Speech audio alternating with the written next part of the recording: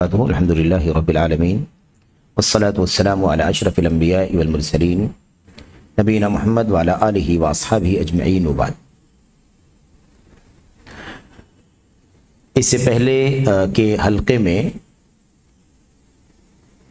پچھلے ہفتے سوالات سے متعلق مجلس ہوئی تھی اور اس میں کچھ سوالات کے جوابات آپ کے سامنے پیش کیے گئے تھے۔ کچھ سوالات مزید ہیں جن کا تذکرہ آپ کے سامنے نہیں آیا تھا۔ فیصلہ یہ کیا گیا تھا کہ پچھلے ہفتے میں وقت کم تھا تو جو سوالات باقی بچے ہیں وہ اس حلقے میں مکمل کر لیے جائیں اور پھر انشاءاللہ تبارک و تعالیٰ اگلے حلقوں میں کتاب کا ہی درس انشاءاللہ تبارک و تعالیٰ چلے گا اور پھر معمول کے مطابق مہینے کے اخیر میں سوالات کی مجلس ہوگی۔ ہمارے سامنے جو سوالات ہیں، باقی سوالات، ان میں سے ایک سوال یہ ہے، اہل حدیث اداروں کی ذمہ داریاں، شاید یہ ہو گیا تھا۔ تیسرا سوال تھا، ہمارے ہاں کچھ دعات ایسے بھی ہیں جو منہجی اعتبار سے کمزور، کچھ دعات ایسے بھی ہیں جو منہجی اعتبار سے کمزور اور فساد کے شکار ہیں۔ ایسے حضرات اگر دعوت کا کام کریں تو اس کے کیا نقصانات ہوں گے؟ یہ سوال بالکل زمین سے، گراؤنڈ سے جڑا ہوا سوال ہے، بہت بنیادی مسئلہ اس کے اندر پوچھا گیا ہے۔ سب سے پہلے تو ہمیں یہ جاننا ہے کہ ہمارے ہاں کچھ دعات ایسے بھی ہیں جو منہجی اعتبار سے کمزور ہیں۔ تو ایک تو مسئلہ یہ ہے کہ ہمارے یہاں، ہمارے بیچ میں پہلا مسئلہ تو یہی ہے کہ اس کمزوری کا ایک حصہ یہ ہے کہ کچھ ایسے لوگوں کو بھی دعات بنا لیا گیا ہے جو حقیقت میں دعات نہیں۔ پہلا نقطہ یہی ہے کہ دعات ہیں کون؟ دعات کون ہے؟ دائی کون ہو سکتا ہے؟ تو ایک یہ جو مسئلہ چل پڑا ہے کہ جو علم دین، علم توحید، سنت، شریعت، عقیدہ اور جو علوم شریعت ہیں، بالجملہ مجموعی طور پر علوم شریعت حاصل کیے بغیر ادھر ادھر سے کچھ مطالعہ، کچھ اسٹڈی، کچھ سن کر کے، کچھ پڑھ کر کے، ہے نا، جو دین کی انہیں تھوڑی بہت موٹی معلومات انہیں ہو جاتی، اس بنیاد پر جن لوگوں نے دعوت کے میدان میں اپنے آپ کو بہت زیادہ انوالو کر رکھا ہے اور پورے طور پر وہ دعوت کا کام کر رہے ہیں، تعلیم کا کام، خطابات، خطبے، دروس، پروگرام، سوال جواب، زندگی کے ہر موضوع پر گفتگو، عقیدہ اور ایسے ہی سنت، منہج، حلال حرام، سیاست، حکومت، زندگی کے سارے مسائل پر وہ جوابات دے رہے ہیں۔ ایسے ہی ادیان، فرق، کوئی الغرض کوئی ایسا موضوع نہیں ہے جس پر وہ بات نہ کرتے ہوں۔ تو ایک تو سب سے بڑا مسئلہ یہ ہے کہ ایسے لوگوں کو جنہوں نے خود اپنے آپ کو دعات کے نام سے متعارف کروایا اور لوگ ان کو دعات سمجھتے ہیں، یہ سب سے بڑی بھول ہے، یہ سب سے بڑی بھول ہے۔ اور ہر دور کے مسائل میں سے ایک سنگین مسئلہ یہ رہا ہے کہ نااہلوں کو ایسا مقام دے دیا جائے جو ان کا نہیں ہے۔ اس کا فساد، اس کا شر بہت زیادہ ہے۔ اس حوالے سے آگے جدید مناہج میں بھی اور اقوال سلف میں بھی بہت تفصیل سے قصاص کا ذکر آنے والا ہے۔ قصاص یعنی لوگوں کو نصیحت کرنے کے لیے، لوگوں کو سمجھانے کے لیے، ہے نا، باتیں بیان کرنے والے، اپنی باتیں ان کے سامنے پیش کرنے والے، کچھ واقعات، کچھ قصے، یا ایسے ہی عبرت کے لیے، نصیحت کے لیے، موعظت کے لیے، ہے نا، بہت ساری باتیں بتانے والے، انہیں اس میں سے کچھ معلومات جو پیش کرتے ہیں، کچھ معلومات ایسی ہوتی ہیں جو بالکل غیر معتبر ہوتی ہیں، غیر مستند ہوتی ہیں، کچھ معلومات ایسی ہوتی ہیں جو کمزور ہوتی ہیں، غیر معتبر ہوتی ہیں، اور بہت ساری چیزیں ایسی ہوتی ہیں جو سراسر علم سے الگ تھلگ ہوتی ہیں، جہالت کی بنیاد پر بھی ایسی چیزیں ہوتی ہیں، لیکن چونکہ لوگوں نے پورے طور پر اپنے آپ کو اس کے لیے فارغ کر لیا ہوتا ہے، اس لیے وہ اب اس سے پیچھے نہیں ہٹنا چاہتے، وہ ہر طرف رہنمائی کرتے ہیں۔ تو یہ تو سب سے بڑا مسئلہ ہے وقت کا. تو ہر دور میں یہ مسئلہ رہا ہے قصاص کا، مذکرین، نصیحت کرنے والوں کا، یاد دہانی کرانے والوں کا. ظاہر ہے کہ یہ علماء نہیں ہیں، یہ علماء نہیں ہیں اور یہ دعات کی فہرست میں نہیں آتے.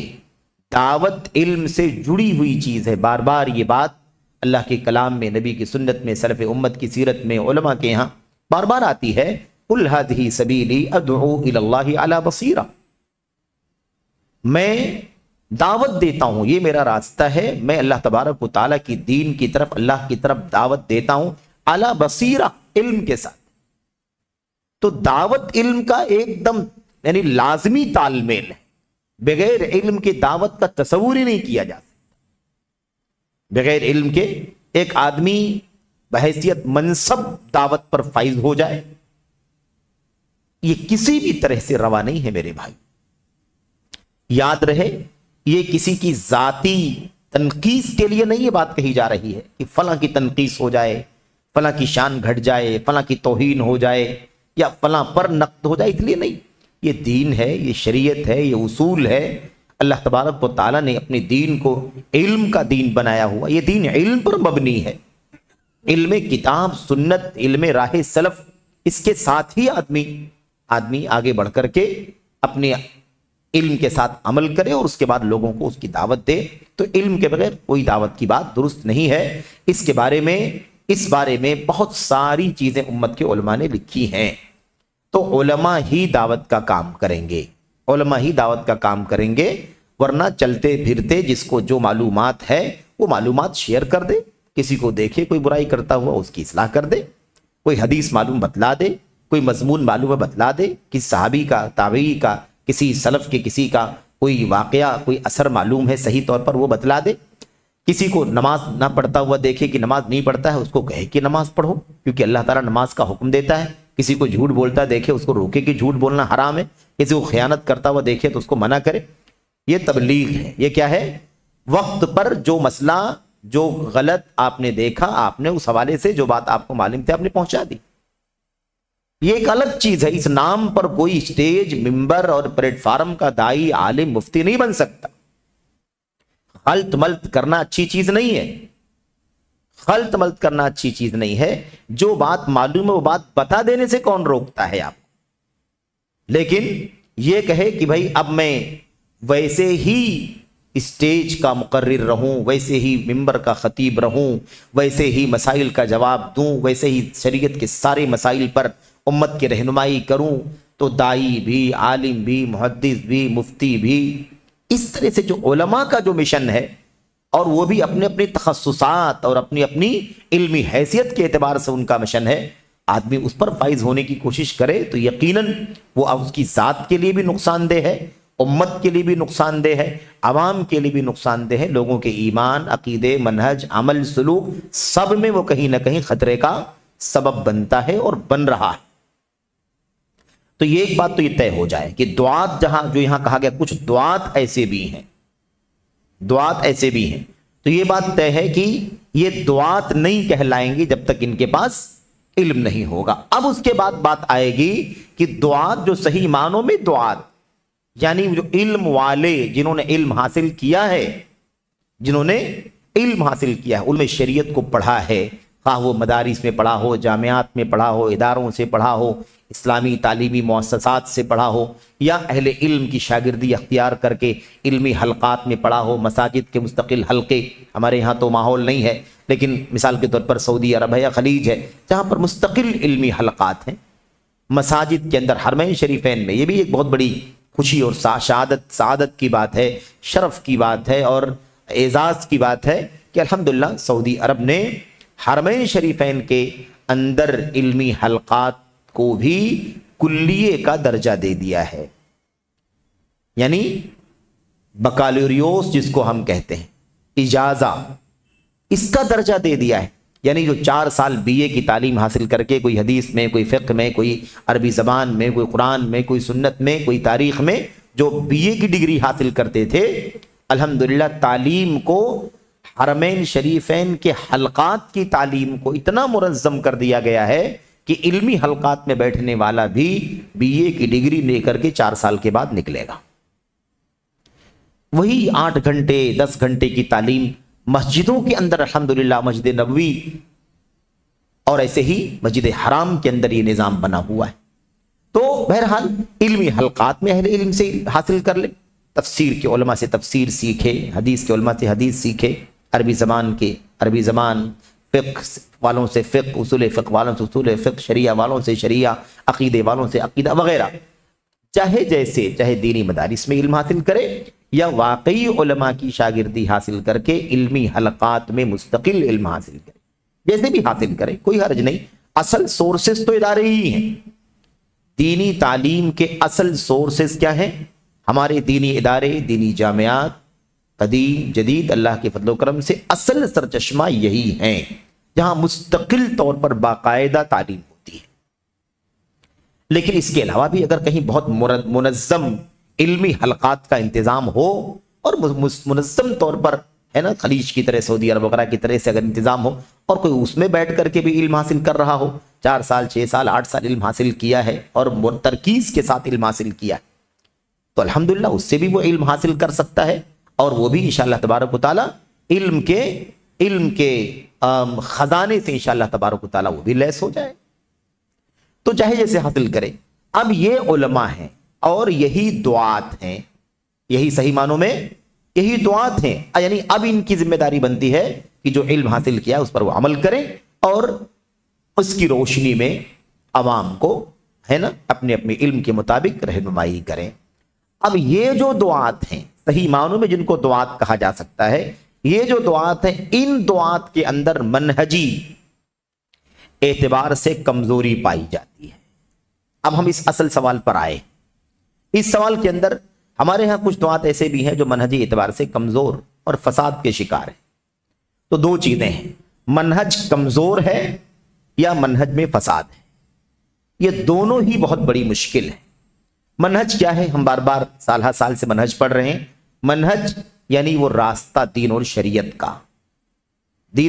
का रास्ता, कुरान सुन्नत सहाबा ताबीन और उनके नक्शे कदम पर चलने वालों का रास्ता, यही रास्ता, यही सोर्स है इल्म का, यही सोर्स है शरीयत का, यही सोर्स है अकीदे का, फ़िक़्ह का, हलाल और हराम का, वाजिबात का, मुस्तहब्बात का, है ना, इंसानी हुकूक का, अल्लाह के हुकूक का, सियासत का, इक़्तिदार, जिंदगी के तमाम मसाइल में जिस रास्ते पर चलना है वो रास्ता कुरान करीम, नबी करीम सल्लल्लाहु अलैहि वसल्लम की सुन्नत, सहाबा ताबीन, यही राह, इसी को मनहज कहते हैं। ये क्या है? ये मनहज है।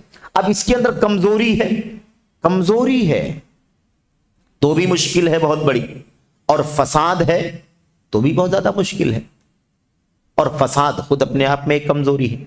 अब यहां पर सवाल यही पैदा होता है कि अगर वो कमजोर हैं और वो मैदानी दावत में उतरते हैं तो जाहिर सी बात है कि कमजोर है तो कमजोरी के साथ आएगा और फसाद है तो फसाद के साथ आएगा। मैदान कमजोर मनहज लेकर के आएगा, कमजोर मनहज फैलाएगा, स्टेज पे खड़ा होगा कमजोर मनहज, मिंबर पे खड़ा होगा कमजोर मनहज, इल्मी दुरूस के अंदर बैठेगा कमजोर मनहज। हर एतबार से जब कमजोर है तो कमजोरी ही फैलाएगा, कमजोरी ही बांटेगा वो, और फसाद है तो फसाद बांटेगा। ये बहुत बड़ा अलमिया है। तो इसमें कोई शक नहीं है कि ऐसे हजरात अगर दावत का काम करें तो उसके क्या नुकसानात होंगे। उसके नुकसानात हमारे सामने हैं। अकीदे के कितने मसाइल हैं जिसमें वो सलफ़ उम्मत के अकीदे पर नहीं है। और फिर मिसालों की बात आती है तो फिर बहुत सारी मिसालें हमारे सामने हैं, है कि नहीं। या ऐसे ही आदमी जो है सुन्नत के मसले में अजीबो गरीब इन्हिराफ पाया जाता है, हलाल और हराम के मसले में अजीबो गरीब इन्हिराफ पाया जाता है। आपको मिसालें यहां देने का मौका नहीं है क्योंकि इससे पहले हमने मिसालें आपको सामने सवालात के जवाबात के अलावा भी मुस्तकिल खिताबात में भी सवालात के यानी मिसालें आपके सामने पेश की गई हैं कि ये जो फासिद मनहज की जो दुआत है ये बड़ी मुश्किल खड़ी करते हैं। उसकी एक पहलू की तरफ मैं इशारा करना चाहता हूं, एक पहलू की तरफ। मनहज का फसाद अगर हो तो उसका नुकसान, तो उसके क्या नुकसानात होंगे। उसका नुकसान पड़ेगा मेरे भाइयों इस नई नस्ल पर, जिस नई नस्ल को सही मनहज की تربیت دے کر کے ہمیں اسے اصل راہ دین پر، راہ سنت پر کھڑا کرنا ہے، وہ اس راستے پر صحیح معنوں میں کھڑے نہیں ہو سکیں گے۔ اگر منہج کا فساد ہے تو اس کا مطلب یہ ہے کہ اس راہ پر جو سنت کی راہ ہے، اس راہ پر نہ وہ چل رہا ہے اور نہ لوگوں کو چلنے کی دعوت دے رہا ہے۔ اللہ کے نبی صلی اللہ علیہ وسلم کہ صحابہ کرام کا مقام مرتبہ مسلم ہے کہ نہیں مسلم؟ منہج یہ ہے کہ صحابہ کرام کا ادنا درجے کا بھی کوئی صحابی ہے، ادنا ایک جھلک نبی کریم صلی اللہ علیہ وسلم کو اس نے دیکھا ہے ایمان کی حالت میں، تو وہ اس کے لیے سب سے بڑا شرف اور سب سے بڑی سعادت ہے۔ یہ کیا ہے؟ منہج۔ اب اگر منہج کا فساد مثال کے طور پر کسی کے ہاں پایا جاتا ہے اور وہ یہ سمجھتا ہے کہ صحابہ کرام کے اندر درجات ہیں، ٹھیک ہے، صحابہ کرام کے اندر درجات ہیں، اس سے ہمیں انکار نہیں ہے، لیکن صحابیت میں سب ایک درجے میں ہیں، یعنی اللہ کے نبی صلی اللہ علیہ وسلم کی صحبت ملنا، آپ کا ساتھ ملنا، تو جس کو زیادہ صحبت ملی ہے وہ بھی ساتھی ہے، جس کو تھوڑی صحبت ملی ہے وہ بھی ساتھی ہے، اس اعتبار سے کوئی فرق نہیں ہے۔ اب اس کے اندر فرق کے مراتب ہیں۔ حضرت معاویہ بن ابی سفیان رضی اللہ تعالیٰ عنہ کا کوئی نام لے اور کہے فتح مکہ کے سال مسلمان ہوئے، فتح مکہ 8 ہجری میں ہوا ہے، 13 سال مکہ میں اسلام قبول نہیں کیا، 8 سال مدینہ میں اسلام قبول نہیں کیا، 8 سال مدنی زندگی کی اسلام قبول نہیں کیا، یہ 13 اور 8 21 سال گزر گئے، دور نبوت کل 23 سال پر مشتمل، دور نبوت 23 سال پر مشتمل ہے پورا۔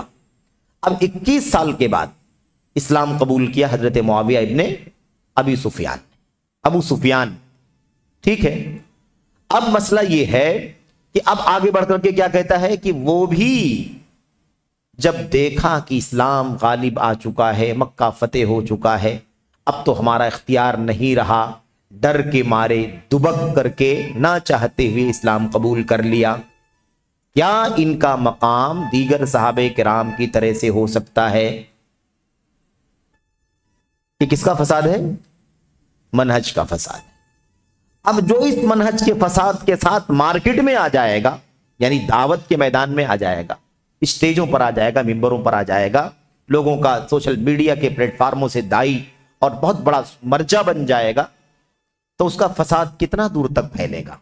حضرت معاویہ، حضرت ابو سفیان اور ان کے بیٹے حضرت معاویہ رضی اللہ تعالی عنہ کے سلسلے میں وہی عقیدہ رکھے گا نا، اللہ تبارک و تعالی ان سے راضی نہیں ہے، اللہ تبارک و تعالی صرف اور صرف 1400 صحابہ کرام سے راضی ہے۔ حضرت معاویہ نے یہ غلطی کی، حضرت معاویہ نے یہ غلطی کی، حضرت معاویہ رضی اللہ تعالی عنہ کے بارے میں جو بھی مقام سنت کے اندر موجود ہے، ان سب کو وہ کیا کرے گا؟ ان سب کو وہ میرے بھائیوں گری نظروں سے دیکھے گا۔ حضرت معاویہ رضی اللہ تعالیٰ عنہ کو اللہ کے نبی نے رسائل اور وحی لکھنے کے لیے مقرر کر لیا۔ اب وہ اس کو کیا سمجھے گا کہ جیسے کلرک رکھا جاتا ہے لکھنے کے لیے، ویسے رکھ لیا ہوگا۔ اس سے کہاں ان کا مقام ثابت ہوتا ہے؟ یعنی گویا کی صحابیت کے مقام کو وہ پورے طور پر جو ہے، اس کا جو مقام ہے، اسے پورے طور پر ڈیمیج کر دے گا، اسے خراب کر دے گا۔ اور اس کے بعد ان کی خلافت کے دور، کیونکہ 20 سال تک گورنر رہے، 20 سال تک وہ مسلمانوں کے پہلے بادشاہ رہے، 40 سال کا عرصہ انہوں نے اسلامی قیادت میں گزارا۔ اس میں دنیا بھر کے تبصرے کرے گا، وہ جو مسلمات ہیں فضائل کے حوالے سے، صحیح بخاری وغیرہ کی روایت، اسے بھی وہ مجروح کرنے کی کوشش کرے گا۔ عوام جو ممبروں کے سامنے سے اس کو سنے گی، اسٹیجوں سے اس کو سنے گی، ان کا ذہن یہی بنے گا کہ نہیں بنے گا؟ یہی بنے گا۔ پھر اس کے بعد آگے بڑھ کر کے وہ اس مسئلے کو اموی، بنو امیہ کا اور ایسے ہی بنو ہاشم کا جھگڑا بنا دے۔ آل بیت رسول اور حضرت معاویہ اور حضرت نبی کریم صلی اللہ علیہ وسلم کے گھر اور خاندان کے لوگ، اور ان کے مقابلے میں آل بنو امیہ، ان سب کو ایک پرانی دشمنی اور آپسی نفرت کو میرے بھائیوں کی جڑ بنا کر کے پیش کر دے گا۔ اس طرح سے وہ فاسد منہج والا آدمی کیا کرے گا؟ دنیا کے سامنے آ کر کے صحابہ کرام کے مقام کو ضائع کرے گا، عوام الناس کے ذہن میں حضرات صحابہ کرام کے سلسلے میں بدگمانیاں پیدا کرے گا، ان کا مقام گھٹائے گا، ان کی شان گھٹائے گا، اور اس نفرت کو، دشمنی کو، اس چیز کو ایسے ہی نفرت و دشمنی باور کرائے گا جیسے ہمارے بیچ میں، ہمارے سماج کے اندر جھگڑے ہوتے ہیں، نفرتیں ہوتی ہیں، اور اس کے بعد آدمی حد درجہ عصبیتوں تک پہنچ جاتا ہے، وہی شکل اس کو دے دے گا۔ ایسے ہی منہج کا فساد اگر ہوگا تو اللہ کی نبی صلی اللہ علیہ وسلم کا جو دعوت دین کا راستہ ہے، جو چین ہے، اس چیز کو وہ پورے طور پر ضائع کر دے گا۔ نبی کریم صلی اللہ علیہ وسلم کی زندگی ہمارے سامنے ہے کہ نہیں؟ آپ نبی بنا کر کے بھیجے گئے، پہلا کام کون سا شروع کیا؟ آپ نے قوم کو جو شرک اور بت پرستی میں مبتلا تھی ان کو توحید خالص کی دعوت دی، بتوں کی نکارت، ان کی بے بسی، بے کسی، کمزوری کو کھول کھول کر کے بیان کیا۔ یہ تو سن بھی نہیں سکتے، یہ تو دیکھ بھی نہیں سکتے، یہ تو نفع نہیں دے سکتے، نقصان نہیں دے سکتے، ان سے کیا بنے گا تمہارا؟ یہ جڑ ہے، یہ اسلام کی بنیاد ہے یہ، اور اس پر کام کرتے رہے، کوئی حکم نہیں آیا، نہ نماز، نہ روزہ ہے نا، نہ حج، نہ زکوٰۃ، کوئی بھی احکام نازل نہیں ہوئے۔ 13 سال مکے کے اسی پر گزر گئے، مدینہ پہنچے تو 1 سال جب پہلا سال پہنچے اور تھوڑا سا اسٹیبل ہو گئے حالات وہاں اسٹیبل ہو گئے تو سن 2 ہجری سے اللہ تبارک و تعالیٰ نے اسلامی احکام کو نازل کرنا شروع کیا۔ ٹھیک ہے، روزہ آ رہا ہے سن 2 ہجری میں، زکوٰۃ آ رہی ہے سن 2 ہجری میں، وغیرہ وغیرہ سارے احکام، حج آ رہا ہے لاسٹ میں سن 6 ہجری میں یا 9 ہجری میں۔ تو اب جب منہج کا بگڑا ہوا ہے تو وہ ساری دعوت کو کہاں مرکوز کرے گا؟ توحید کے علاوہ پر مرکوز کرے گا، اور توحید کے بغیر اسلامی نظام قائم کرنے کی بات کرے گا، توحید کے بغیر اجتماعیت کی بات کرے گا، توحید کے بغیر خلافت جیسی بات کرنا شروع کر دے گا۔ میرے بھائیو، اس کی بنیاد پر جو اس کا ساتھ نہیں دے گا اس کو دائرہ اسلام سے باہر کرنا شروع کر دے گا، جو اس کا ساتھ نہیں دے گا اس کو اسلام کو غیر معتبر مانے گا، اس کو کافر سمجھے گا۔ اب آپ سوچئے کہ بات یہ کرے گا کہ سارا حکم و فیصلہ اللہ تبارک و تعالیٰ کا ہونا چاہیے، اللہ کی کتاب نافذ ہونی چاہیے، اللہ کے نبی کی سنت کا نظام نافذ ہونا چاہیے۔ اتنی ساری بڑی باتیں کرنے والا آدمی صرف اس لیے کہ اسے منہج کا پتہ نہیں ہے، منہج میں وہ کمزور ہے یا اس کا منہج فاسد ہے، وہ اسلام کی جڑ توحید کو پورے طور پر فراموش کر دے گا۔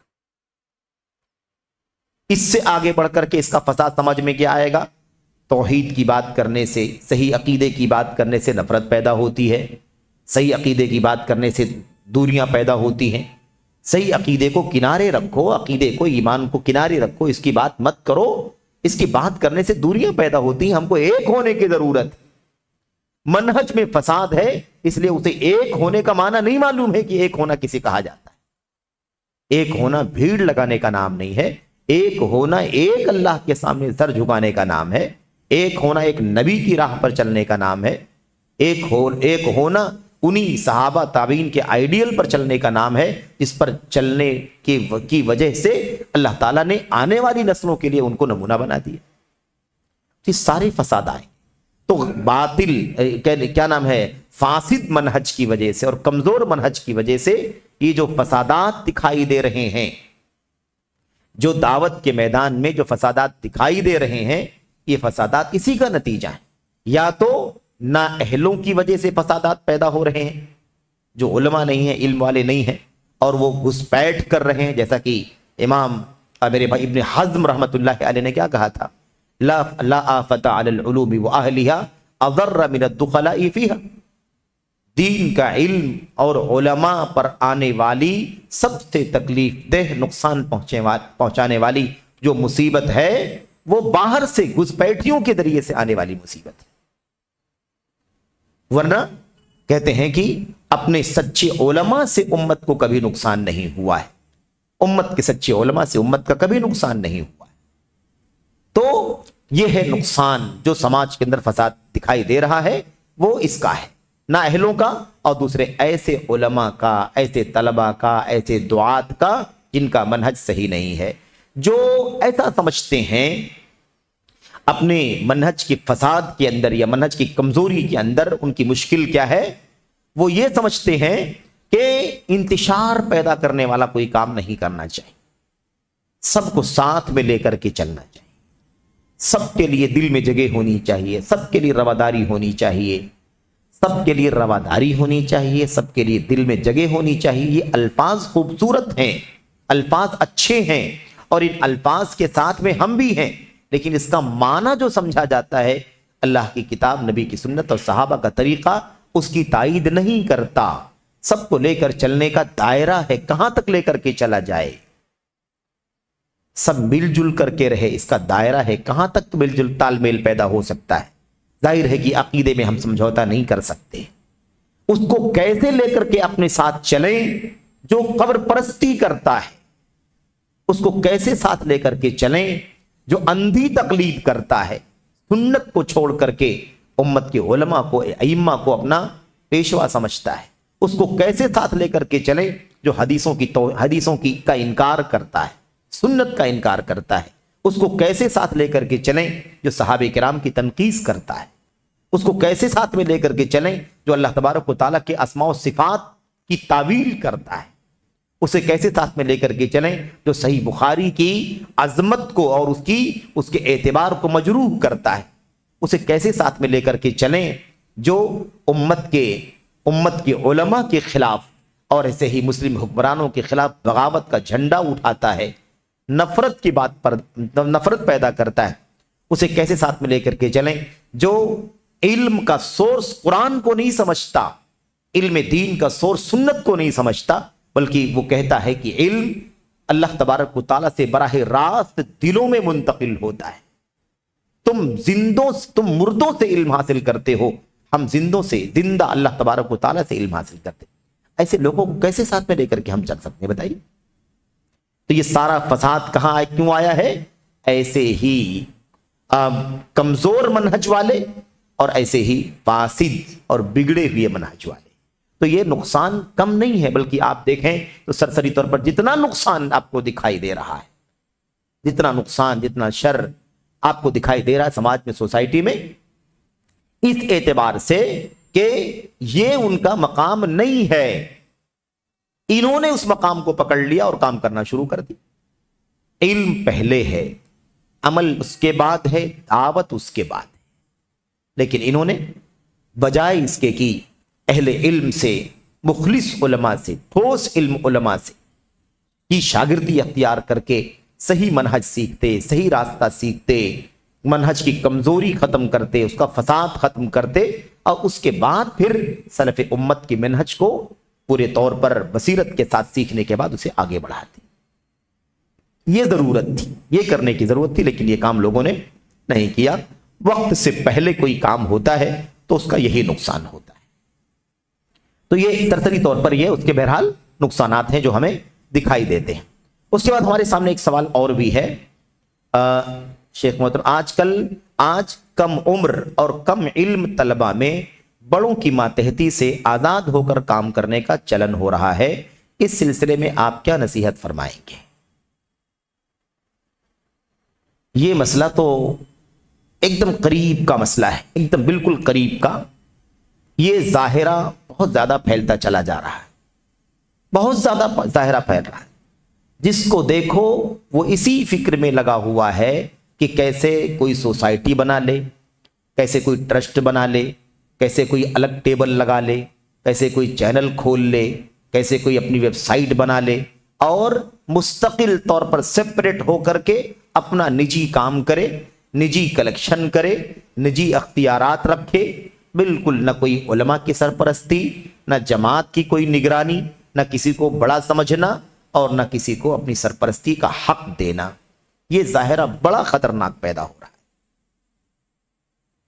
یہ مسئلہ اتنا پیچیدہ ہو گیا ہے، اور سوشل میڈیا کا جو پلیٹ فارم ہے نا، اس نے تو اس چیز کو اتنا آسان کر دیا ہے کہ اس میں سوال میں تو عزیزوں نے یہ لکھا ہے کہ کم عمر اور کم علم طلبہ میں بڑوں کی ماتحتی سے آزاد ہو کر کام کرنے کا یہ جو مسئلہ ہے یہ ایسا ہو چکا ہے کہ سوشل میڈیا کے راستے سے زمین پر کچھ نہیں ہوتا، ان کے زمین پر کچھ نہیں ہوتا، صرف اور صرف سب سوشل میڈیا پر گردش کر رہا ہوتا ہے اور اس میں اتنی چمک دمک بنانے کی کوشش کرتے ہیں، اتنی ایکٹیویٹیز، اتنی سرگرمیاں اور اتنے سارے کام سماجی اور رفاہی اور دینی اور عقدی اور دعوتی اور عوام خواص اور مرد اور خواتین، جوان بڑے بوڑھے، سب کے لیے ایسا لگتا ہے کہ کوئی بہت بڑا عالمی سطح کا ادارہ ہے۔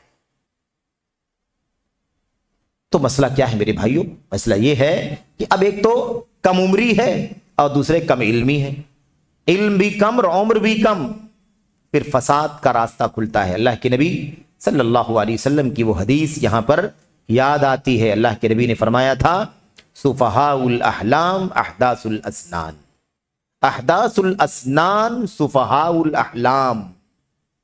خوارج کے بارے میں بات کہی تھی اللہ کے نبی صلی اللہ علیہ وسلم نے کہ وہ کیسے ہوں گے؟ احداث الاسنان، نئے عمر والے ہوں گے۔ حدث کسے کہتے ہیں؟ نیا نیا، نوخیز۔ اسنان، عمر کم ہوگی، بالکل کم عمر ہوں گے، نوخیز ہوں گے۔ اور سفہاء الاحلام، عقل بیوقوفوں جیسی، نہ سمجھی ہوگی، کم عقلی ہوگی، کم سمجھ اور کم سوجھ بوجھ والے ہوں گے۔ وہ ظاہر سی بات ہے کہ عمر کم ہے تو عقل کچی ہوتی ہے، دھیرے دھیرے پختگی آتی ہے۔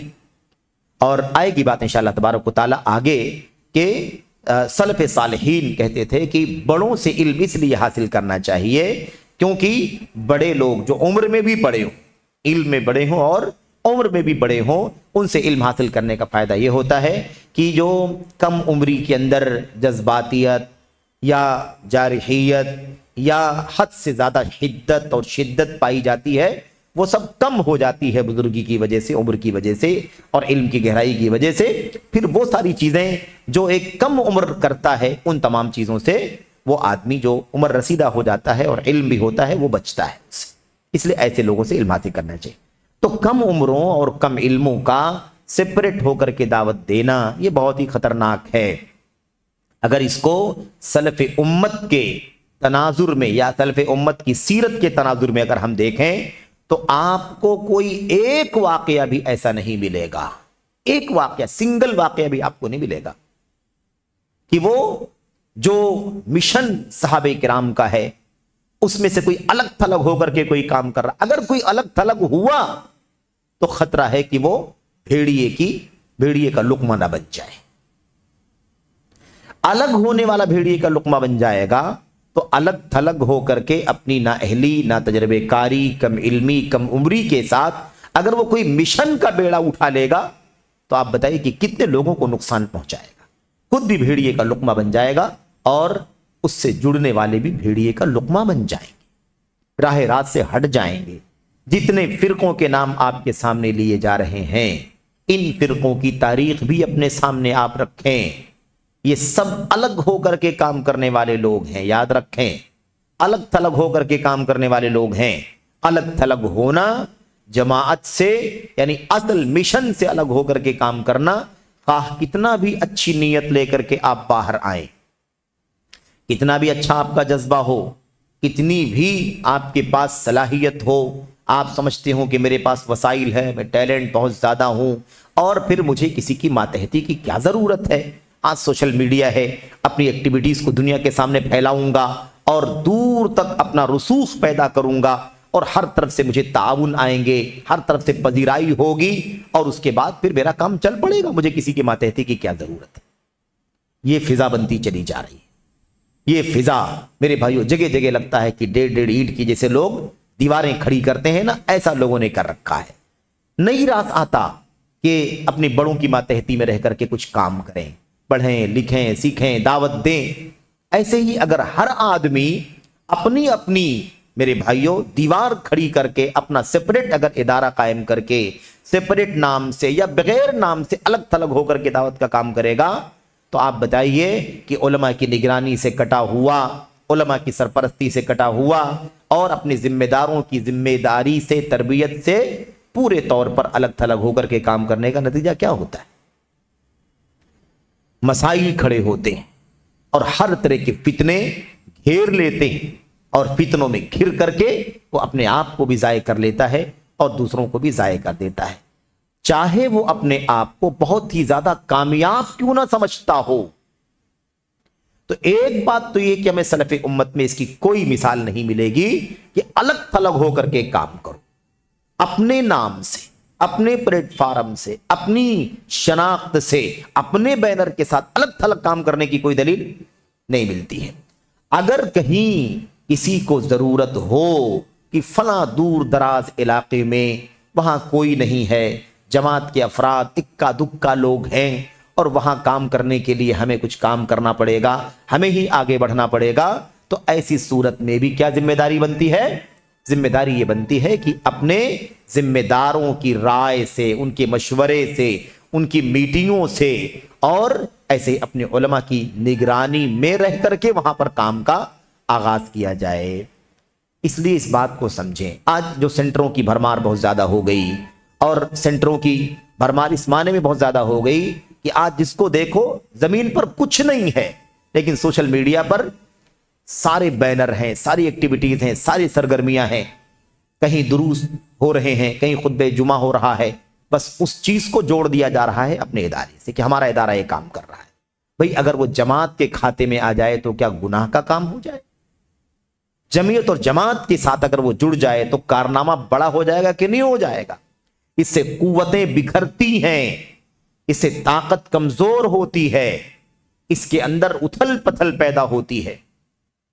इसलिए इन सारी सरगर्मियों को, इन सारी कोशिशों को, मेहनत को, अगर उसके अंदर कमजोरियां हैं तो उस कमजोरी को दूर करके, उसके रुख को मजबूत दुरुस्त करके सही मानों में ये काम हो। और जरूरी है कि ये जमात के खाते में ये काम जाए। हर आदमी जब अलग होता है तो वो अपना निजी कारोबार जैसे आदमी उसको डेवलप करने की कोशिश करता है। उसकी ज़हनियत वही होती है कि मुझे अपनी सरगर्मी बढ़ाना है, अपना नाम बढ़ाना है, अपने इदारे का नाम बढ़ाना है, अपना नाम बढ़ाना है, इसी की कोशिश में वो लगा रहता है। अब इसके लिए इस बात की भी फिक्र वो नहीं करता कि इससे जमात का क्या नुकसान होता है, जमात की साख कमज़ोर हो रही है, जमात की ताकत कमज़ोर हो रही है। इज्तिमाइयत की बात करते हैं, एक मिशन पर सबको इकट्ठा होकर के काम करना होगा, तब जाकर के इज्तिमाइयत होगी ना। हर आदमी बिखर करके काम करे, हर आदमी अपनी अपनी दीवार बना करके काम करे, तो आप बताइए कि जमात का माना क्या रह जाएगा? इसलिए कहीं कोई तकाजा भी हो तब भी उसको चाहिए कि वो जमीयत और जमात और अपने उलमा से जुड़ करके और उनकी राय से, उनके मशवरे से, है ना, उनकी सरपरस्ती में रह करके वो काम करे। तो ये जो तरीका चल पड़ा है कि ये अलग थलग होने का, ये बहुत खतरनाक है। ये भी आप इस बात को समझें कि मैं ये नहीं कहता कि ये खारजी हैं या खारजियत की राह पर चल रहे हैं, लेकिन रुख जो है ना, रुख ये आगे चल करके बहुत बुरा अख्तियार कर लेगा। हर जगह कोई जमीयत जमात की साख नहीं होगी, कोई इज्तिमाइयत की साख नहीं होगी, कोई एक मिशन का नाम नहीं। न जाने कितने धड़े, न जाने कितने टुकड़े, न जाने कितने अफराद, न जाने कितने बैनर, ये सूरत हाल बन जाएगी। तो इससे जमात की जो जमात तौहीद है, जमात सुन्नत है, अहलुल हदीस सलफ़ी, इनकी ताकत बिखर करके रह जाएगी। और फिर हमने जो अर्ज़ किया कि जब वो नहीं जुड़ करके रहेगा तो किस किस का लुक्मा बनेगा कुछ नहीं कहा जा सकता, किस किस का शिकार बन जाएगा कुछ नहीं कहा जा सकता। और इसकी मिसालें भी हैं, इसके शवाहिद भी हैं, जो मुझे यहाँ पर जिक्र करने का मौका नहीं है, लेकिन इस तरह के शवाहिद बहुत सारे हैं कि लोगों ने अलग अलग अपनी दीवार बना करके बहुत कुछ सरगर्मियां बढ़ा ली इधर से उधर, और उसके बाद मुश्किलात पैदा हो गई।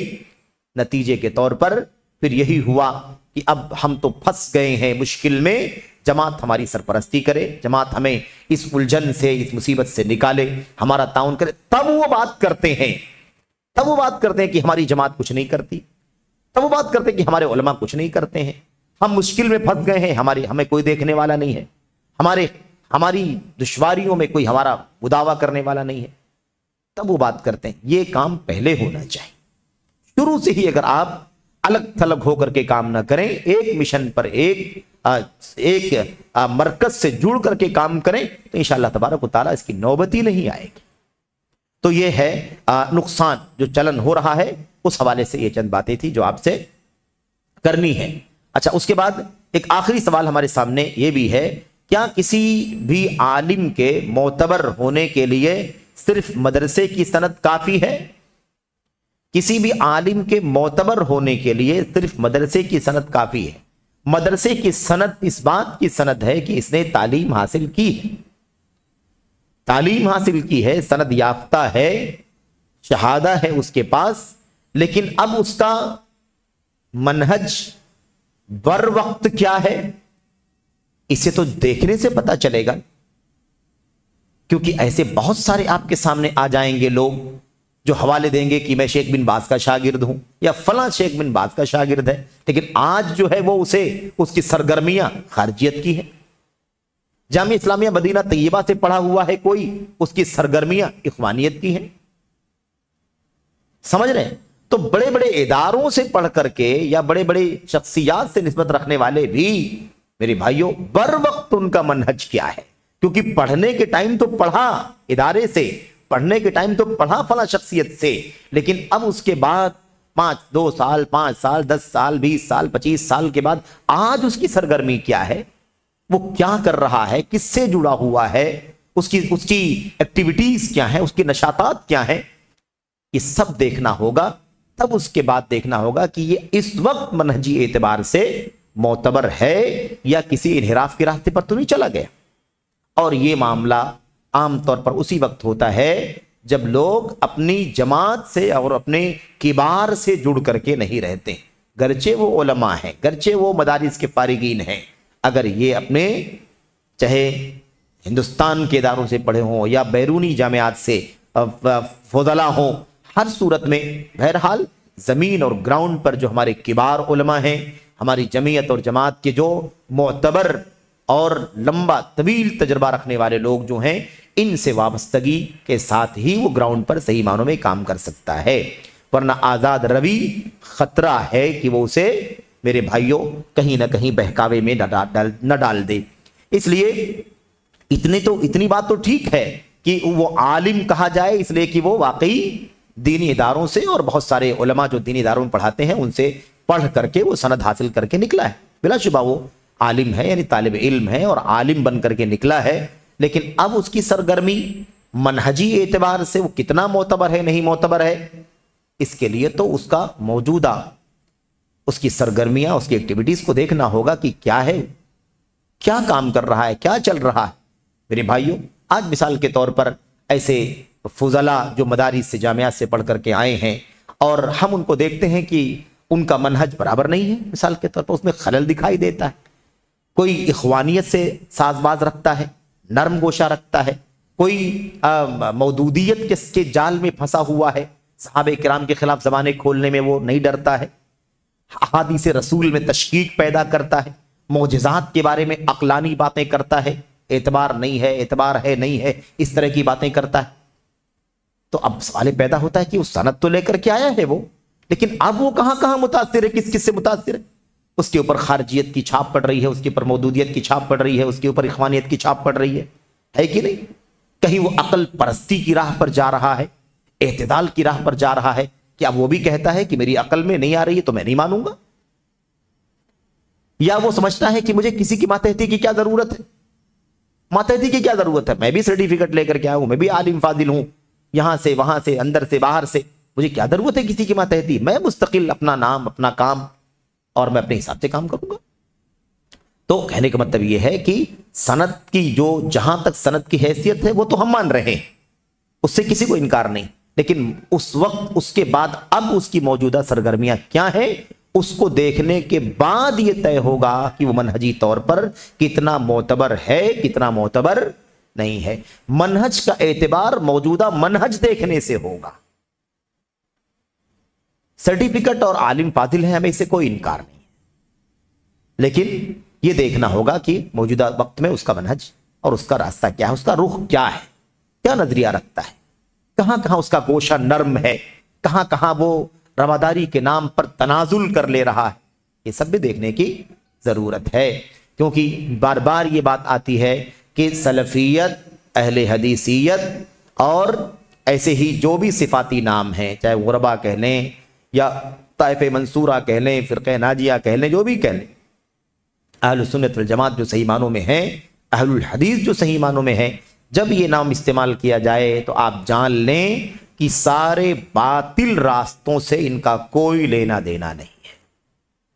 اہل الحدیث ہے، سلفی ہے، یعنی نہ تو وہ خارجی ہے، نہ تو وہ معتزلی ہے، نہ تو وہ عقلانی ہے، نہ تو وہ صوفی ہے، اور نہ تو وہ رافضی ہے، اور نہ تو وہ میرے بھائیوں نہ تو وہ انکار سنت کا کی جراثیم رکھتا ہے، نہ تو وہ توہین صحابہ سے کسی ایک ذرے کے برابر بھی راضی ہوتا ہے۔ یہ معنی ہوتا ہے میرے بھائی، نہ وہ اندھی تقلید کو کبھی روا سمجھتا ہے، امت کے علماء سے بلا تفریق سب سے استفادہ کرتا ہے، سارے علماء سے، ان کی کتابوں سے، ان کی تحریروں سے، ان کے فتووں سے استفادہ کرتا ہے، لیکن ایک کا مقلد جامد بن کر کے نہیں بیٹھتا ہے۔ میرے بھائیوں، میرے بزرگوں، یہ معنی ہوتا ہے جب ہم کہتے ہیں اہل الحدیث۔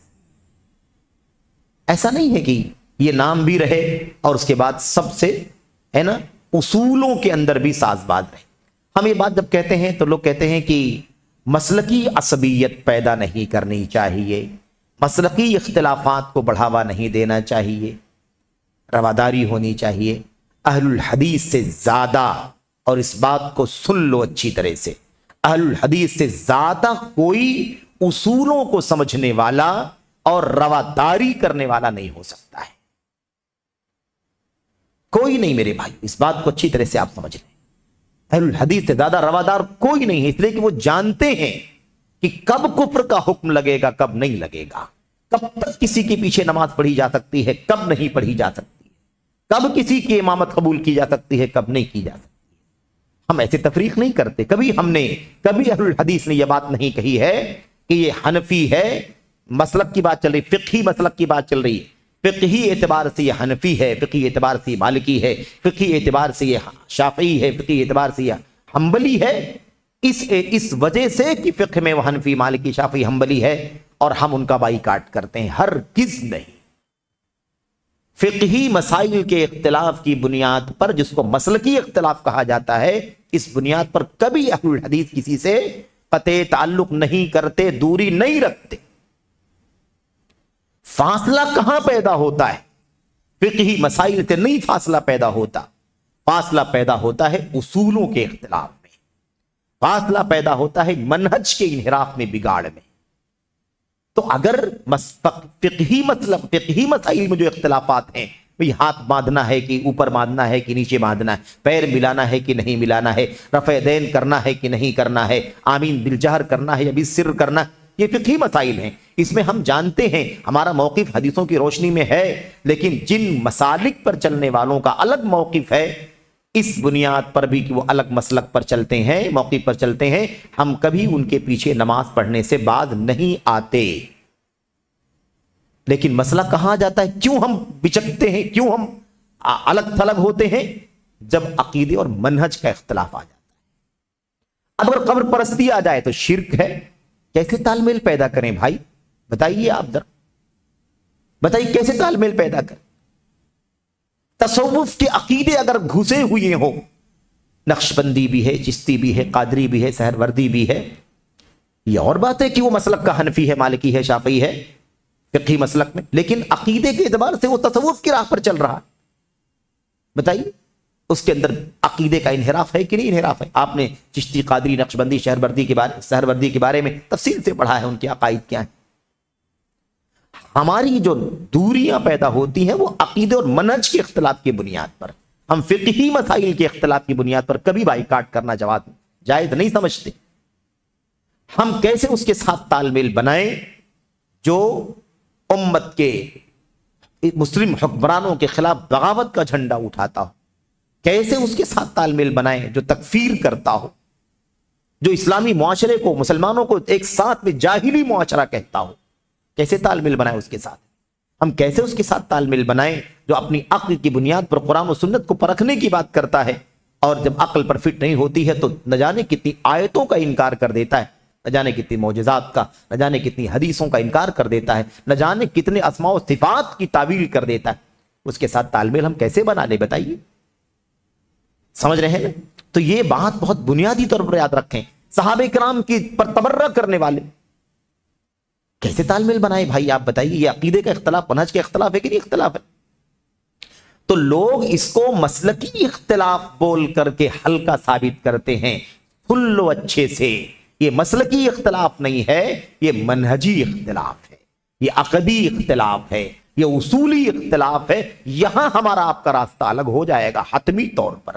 ہم آپ کا یہاں ساتھ نہیں دے پائیں گے کہ آپ سنت کی تنقیس کریں اور آپ کا ساتھ دیں، آپ صحابہ کا تبرہ کریں ہم آپ کا ساتھ دیں، آپ شرک کے ساتھ قبر پرستی کا عقیدہ رکھیں، تصوف کے راستے سے آپ سب کچھ قبول کرنے کے لیے تیار ہو جائیں اور ہم آپ کا ساتھ دیں۔ آپ حدیث و سنت کو، صریح حدیث و سنت کو اس لیے ٹھکرا دیں کہ آپ کا مسلک فلاں ہے، ہم کیسے آپ کا ساتھ دیں؟ تو یہ خلط ملط نہیں ہونا چاہیے۔ مسلکی اختلاف الگ ہیں، فقہی اختلافات الگ ہیں، لیکن ان فقہی اختلاف والے اپنے اندر عقیدے کا بھی اختلاف اگر رکھیں تو ہم کیا کریں؟ منہج کا بگاڑ رکھیں تو ہم کیا کریں بتائیے آپ؟ یہ مسئلہ ہے۔ اس لیے کہ فلاں حنفی ہے اس لیے نفرت ہے، بالکل نہیں، ایسی کوئی بات نہیں۔ فلاں شافعی ہے اس لیے نفرت ہے، بالکل نہیں۔ فلاں مالکی ہے، فلاں حنبلی اس لیے نفرت ہے، بالکل نہیں۔ یہ جھوٹ ہے، الزام ہے اہل حدیثوں پر۔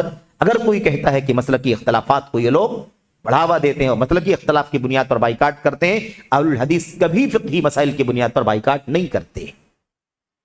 میرے بھائیوں، رہی بات مسائل، علمی مسائل کی گفتگو، آپ بھی دلیلیں پیش کریں، ہم بھی دلیلیں پیش کریں، ہے نا؟ کتابیں لکھی جائیں، مسائل کا تذکرہ ہو، جوابات دیے جائیں، مذاکرہ ہو، مناظرہ ہو علمی، یہ سلسلہ ہمیشہ سے ہے، ہمیشہ قائم رہے گا۔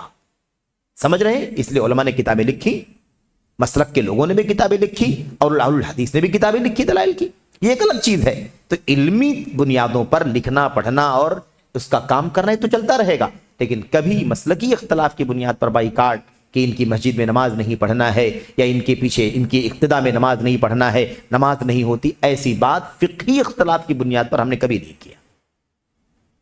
گرچہ کہ ہم جانتے ہیں کہ بعض سنتیں اگر چھوٹتی ہیں تو ہمارے نماز میں اجر و ثواب کم ہوتا ہے، لیکن جب تک نماز ہو جاتی ہے تب تک ہم آپ کے پیچھے، سب کے پیچھے نماز پڑھنا روا سمجھتے اس کمی کے باوجود بھی۔ لیکن جہاں عقیدے اور منہج کا اختلاف ہو وہاں پر ہم ساتھ نہیں دے پاتے ہیں، اور اس لیے نہیں دے پاتے ہیں کہ یہی راستہ ہے اللہ تبارک و تعالیٰ کا دین کا۔ شرک کے ساتھ، بدعقیدگی کے ساتھ، انکار سنت کے ساتھ، تعویل صفات کے ساتھ، توہین صحابہ کے ساتھ، عقل پرستی کے ساتھ، اعتدال کے ساتھ، صوفیت کے ساتھ، خروج کے ساتھ، رافضیت اور تشیع کے ساتھ ہم کیسے تال میل بنا لیں بتائیے آپ؟ سمجھ رہے ہیں؟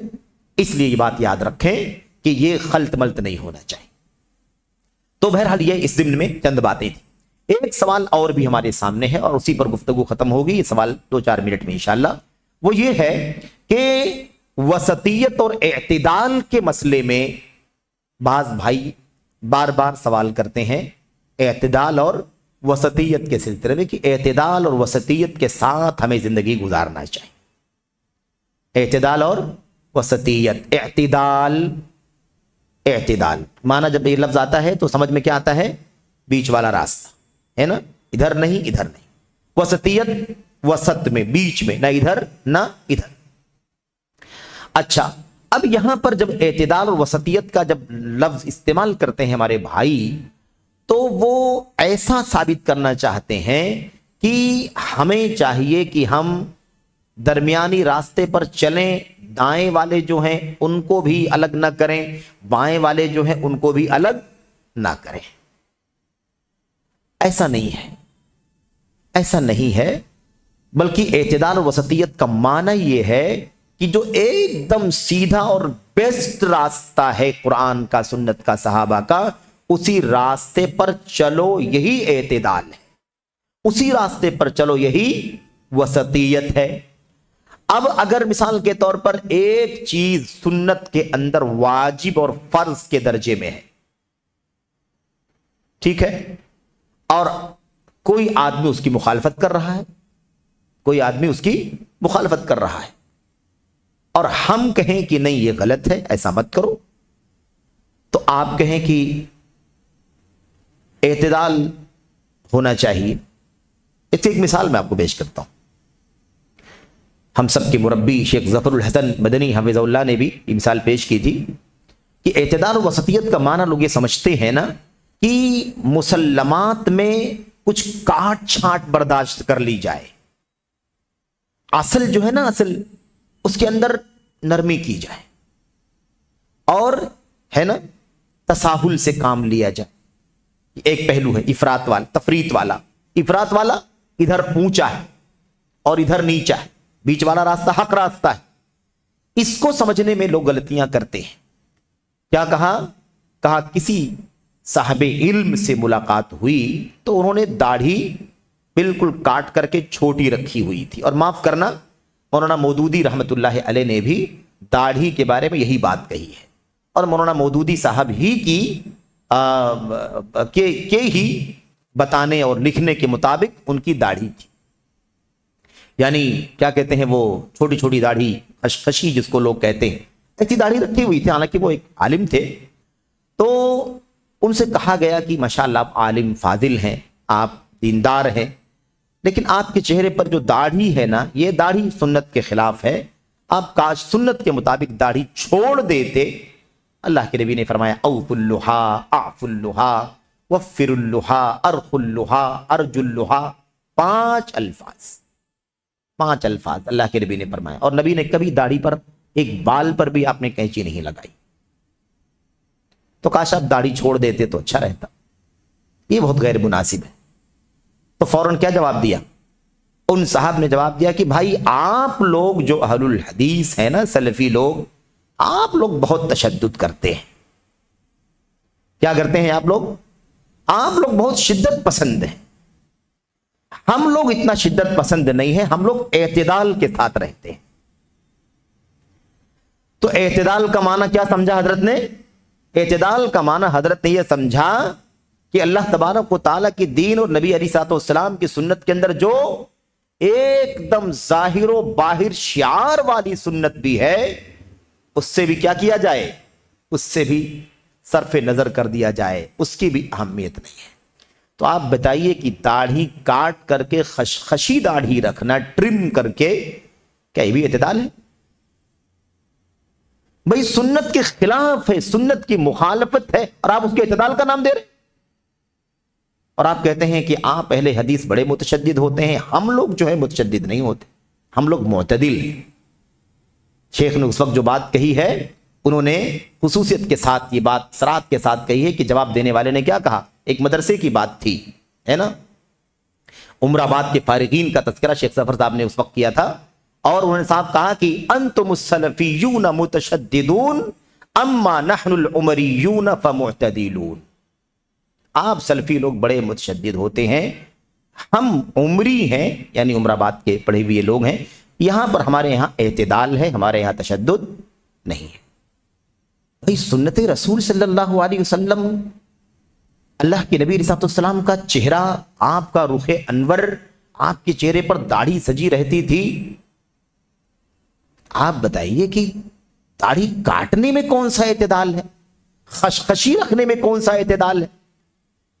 مولانا مودودی صاحب نے اپنی کتاب کے اندر لکھا کہ کسی کا یہ کہنا کہ داڑھی اللہ کے نبی صلی اللہ علیہ وسلم جیسے رکھتے تھے ویسے ہی رکھنا چاہیے، صرف یہی نہیں کہ میرے نزدیک یہ سنت کی صحیح تعریف نہیں ہے، سنت کی صحیح ڈیفینیشن نہیں ہے، صرف یہی نہیں کہ یہ سنت کی ڈیفینیشن نہیں ہے صحیح، بلکہ میرے نزدیک یہ ایک خطرناک تحریف دین ہے۔ کیا کہا؟ خطرناک تحریف دین ہے۔ اور پھر لکھا کہ اگر کوئی آدمی داڑھی، مطلب مثال کے طور پر کیا کہتے ہیں اس کو مڈا لے، اور مڈانے کے بعد 2 روز 4 روز 6 روز کے اندر اندر جتنا حصہ بال کا مطلب جو بڑھتا ہے، گروتھ ہوتی ہے، اتنی اگر چہرے پر اس کے ایسا لگ رہا ہے کہ کچھ بال نکل آئے ہیں تو اتنا کافی ہے، بس اس سے زیادہ کی ضرورت نہیں ہے۔ تو میرے بھائیوں، یہ اعتدال، وسطیت اور اس کے مقابلے میں تشدد، جس کو آپ نے تشدد کہا ہے وہی اعتدال اور وسطیت ہے۔ اصل دین وسطیت کا نام ہے، صراط مستقیم وسطیت ہے۔ اہدنا الصراط المستقیم، صراط مستقیم کا راستہ دکھا، اعتدال کا راستہ چلا، سمجھ رہے ہیں؟ وسطیت، وَكَذَلِكَ جَعَلْنَاكُمْ أُمَّةً وَسَطًا، ہم نے تمہیں وسط امت بنایا، یعنی ہم نے تمہیں صراط مستقیم پر چلنے والی امت بنایا، سمجھ رہے ہیں نا؟ تو اس لیے اعتدال وسطیت کسے کہتے ہیں؟ اعتدال وسطیت کتاب و سنت کی سچی راہ پر چلنے کا نام ہے۔ عقیدے میں، ایمان میں، عمل میں، سلوک میں، فرائض میں، واجبات میں، معاملات میں، عقود میں، سیاست میں، اقتدار میں، اخلاق میں، کردار میں، رہن سہن میں، زندگی کے ہر گوشے میں قرآن، سنت اور صحابہ کرام کے راستے پر چلنے کا نام اعتدال ہے، اس کا نام وسطیت ہے، اس کا نام صراط مستقیم ہے، اس کا نام ہدم مستقیم ہے، اس کا نام طریق مستقیم ہے، اسی کا نام اعتدال ہے، اسی کا نام وسطیت ہے۔ تو غلط فہمی نہیں ہونی چاہیے۔ تو یہ ابھی آج کل ایک ظاہرہ چلا ہوا ہے، سمجھ رہے ہیں؟ اب یہ سارے باطل افکار و نظریات ہے نا، جدید مناہج کے خلاف شیخ صالح فوزان حفظہ اللہ نے گفتگو کی اور سال ہر سال جواب دیتے رہے، آج بھی وہ جواب دے رہے ہیں، باطل مناہج سے، جدید نئے نئے راستوں سے امت کو آگاہ کر رہے ہیں۔ الحمدللہ وہ مشن آپ نے اور جماعت اہل حدیث نے الحمدللہ یہاں پر قائم کر رکھا ہے۔ علماء اللہ کے فضل و کرم سے جدید مناہج کو بے نقاب کر رہے ہیں، منہج صحابہ کو، منہج رسول کو امت کے سامنے پیش کر۔ تو لوگ اس کو کیا کہتے ہیں؟ تشدد ہے یہ۔ ارے اتنی سختی یہ نہیں کرنا، اتنی سختی ان کے ساتھ نہیں جمے گا، اتنی سختی ان کے ساتھ نہیں جمے گا، تو پھر تو بہت تشدد کی بات ہے۔ مل جل کر رہنا چاہیے، اجتماعیت ہونی چاہیے، اپنی انرجی ہم اندر ہی لگا لے رہے ہیں، ہمیں اپنی انرجی باہر لگانی چاہیے۔ یہ سب باتیں ایموشنل کہہ کر کے لوگ یہ ثابت کرنا چاہتے ہیں کہ کیا کریں؟ سنت کا جو راستہ، صحابہ کا جو راستہ ہے، اس سے ہم میرے بھائیوں کیا ہو جائیں؟ اس سے ہم کنارہ کش ہو جائیں، چھوڑ دیں، نہ بولیں، نہ لکھیں۔ نہیں میرے بھائیوں، لا تزال طائفۃ من امتی ظاہرین علی الحق، یہ جو حدیث نبی کریم صلی اللہ علیہ وسلم کی ہے، یاد رکھے، یہ مشن ہے، مشن۔ حق وہی ہے جس کو راہ اعتدال کہا گیا، حق وہی ہے جس کو امت وسط کہا گیا، وہی حق ہے، اس پر ایک جماعت قائم رہے گی۔ تو میرے بھائیوں، میرے بزرگوں، اعتدال وسطیت کے لفظ کو مس یوز نہیں ہونے دینا چاہیے، ادھر ادھر وہ لفظ نہیں استعمال ہونا چاہیے کہ اب نظر انداز کرنے کو، ہے نا، سب کچھ ہضم کر لینے کو اعتدال کا نام دے دیا جائے اور کہا جائے آپ لوگ تشدد کرتے ہیں، ہے کہ نہیں؟ ایک آدمی ٹخنے سے نیچے پینٹ پیجامہ لٹکا کر کے چلتا ہے، ہم اس سے کہیں بھائی تو حرام ہے یہ، اللہ کے نبی علیہ الصلوۃ والسلام نے فرمایا ہے کہ جو حصہ ٹخنے سے نیچے ہے وہ جہنم میں ہے، تو اس کو اوپر کر لو، کم سے کم اگر آدھی پڈلی تک نہیں رکھ سکتے تو ٹخنے سے اوپر کر لو۔ تو کہے یار آپ لوگ بہت متشدد ہیں، آپ لوگ بہت متشدد ہیں، سمجھ رہے؟ ایک آدمی مثال کے طور پر مشاعرے میں جا رہا ہے، سن رہا ہے، کامیڈی سن رہا ہے نا، جو یہ سب مذاق آج کل چل رہے ہیں دنیا کے اندر، ہم کہیں کہ بھائی یہ سب چیزیں سب اچھے لوگوں کا کام نہیں ہے، یہ آپ یہ سب کیوں کرتے ہیں؟ تو کہ آپ لوگ بہت متشدد ہیں، آپ لوگ کتنا تشدد کرتے ہیں۔ میرے بھائی یہ راہ سنت ہے جس پر ہم سب کو چلنا۔ کوئی آدمی فلم دیکھ رہا ہے، ہم اس کو کہیں بھائی فلم دیکھنا حرام ہے، غلط، آپ کیوں ایسا کام کرتے ہیں؟ تو کہیں بھائی اتنا تو چلتا ہے، آپ لوگ اتنی بھی سختی نہ کریں۔ بات سمجھ رہے ہیں کہ نہیں سمجھ رہے ہیں؟ اس طرح کی چیزیں لوگ کرتے ہیں۔ تو بہرحال تشدد ایک الگ چیز ہے، تشدد کی اسلام کے اندر گنجائش نہیں ہے۔ آپ لیکن جس کو تشدد کہہ رہے ہیں وہ اعتدال ہے، وہ وسطیت ہے، وہ تشدد نہیں ہے، حق ہے۔ اب اگر باطل کا یا نئے راستوں کا چلن زیادہ ہو جائے اور اس کے بیچ میں وہ پرانا راستہ لا کر کے سب کو بتانا پڑے تو اجنبیت لگتی ہے اور اس پر چلنا لوگوں کو تشدد لگتا ہے۔ تو اللہ سے دعا ہے کہ اللہ تبارک و تعالی ہمیں اعتدال اور وسطیت کا صحیح معنی سمجھنے کی توفیق عطا فرمائے۔ اعتدال وسطیت صراط مستقیم کا نام ہے، راہ حق کا نام ہے، سنت کے راستے کا نام، صحابہ کے راستے کا نام، وہی وسطیت ہے، اس کے سوا کچھ نئی چیز نہیں ہے۔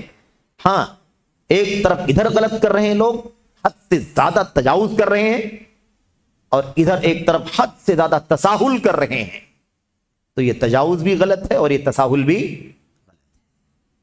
بیچ والا راستہ یہاں پر، تو بیچ والا راستہ بیچ کے نام پر حق نہیں ہے، وہی سب سے صحیح راستہ ہے، نہ یہ راستہ صحیح ہے نہ یہ راستہ صحیح ہے، اس لیے اسی کا نام راہ اعتدال ہے۔ تو بہرحال یہ چند باتیں تھیں، دعا ہے کہ اللہ تبارک و تعالی ہمیں اور آپ کو ان باتوں کو سمجھنے کی توفیق عطا فرمائے، آمین رب العالمین، وصلی اللہ وسلم وبارک علی نبینا محمد وعلی آلہ وصحبہ اجمعین۔